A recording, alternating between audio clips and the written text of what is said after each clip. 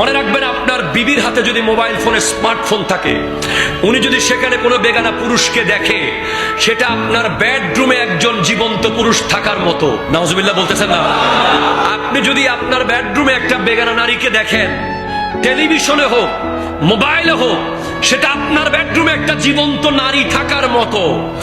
যদি আপনি কোনো প্রয়োজনে দেখেন, দেশের খবর দেখতে গিয়ে দেখেন, যেটা ওজোর বাধ্যগত, সেটা ভিন্ন বিষয়। কিন্তু আপনি ইচ্ছে করে যদি কোনো বেগানা নিয়ে, বিবিকে সাথে নিয়ে নাটক, সিনেমা, বিভিন্ন রকম রং বেরঙের ভিডিওতে মত্ত হন, মোবাইলে থাকা, জীবন্ত থাকা একই ব্যাপার। সেজন্য মনে রাখবেন, যেই চোখগুলো মাম্মালা আইনাহু বিল হারাম মালা আল্লাহু আইনাহু বিন্নার ফি ইয়াউমিল কিয়ামা, যে ব্যক্তি তার চোখকে কোন বেগানাকে দেখে চোখের তৃপ্তি মেটাবে, কিয়ামতের মাঠে আল্লাহ তার চোখের ভিতরে আগুন ঢুকিয়ে দেবে।